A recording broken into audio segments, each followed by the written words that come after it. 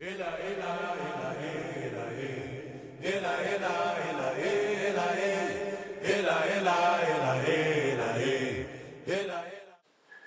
generation has its own mission of the ages. For me, for my generation, our generation, it was important that South Africa is free.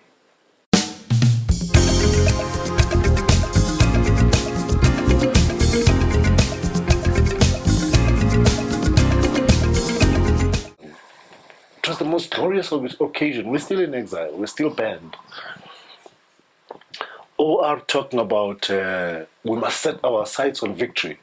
A victory that will enable Mother Africa, that she is liberated in all her parts, that at last she can reclaim her integrity, an integrity that she has not known since the days her daughters and sons had to be taken as slaves for export. It's about who's my Mother Africa. It's not this big conceptual thing. It's going back to my grandmother, when the African woman was still a matriarch.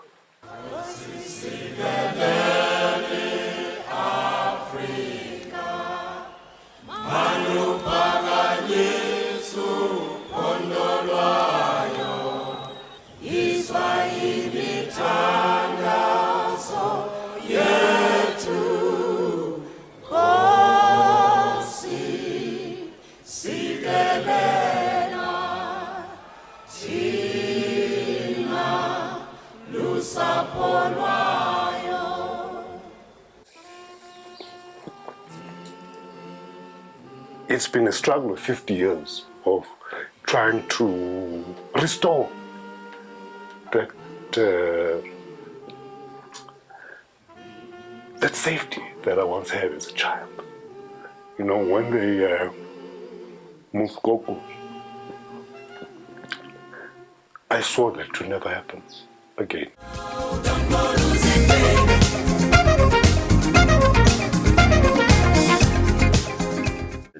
One of the books that still influence me to this very day, although I did it more than 40 years ago, Things Fall Apart.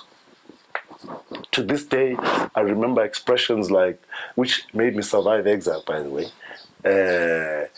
Okonkwo, in Things Fall Apart, where he says, you must be like the lizard that fell from the roca tree. When he found nobody to praise him, he praised himself. Exile, the exile experience, when you're away from home, many times you will fall from the roca tree. And what keeps you going is you have to, that expression, the word.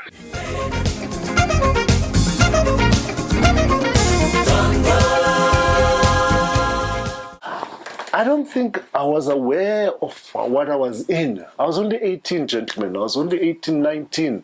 As much as I was arrested by apartheid, beaten up a few times in that year, I still didn't really know what was going on in this country. It took me arriving in Toronto, Canada, to really realize the trouble we're in.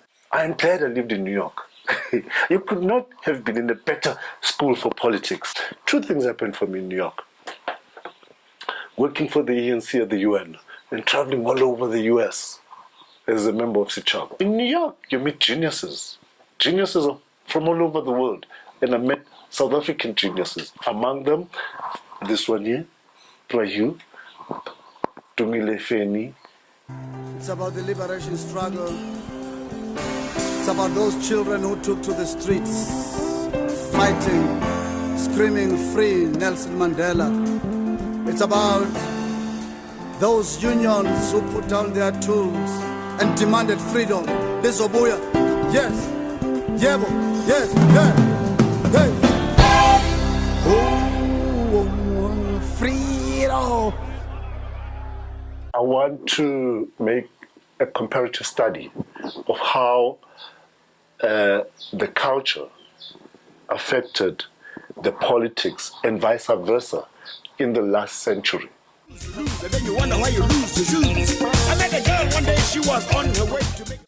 You know, you need spirituality to survive what we have survived. It's always been my spiritual, so culture, music especially, has always been like I always needed, it has been a lot. And you're the winner, and you're the winner, yeah. Who are we? When I say I'm South African, what do I really mean? Because of the spaces we provide and the food, people are very happy to talk about things that otherwise they would never talk about. So we need to create more spaces like that. Afrocentric spaces. I'm not saying black spaces. I'm saying spaces that say who we are beyond the stereotype.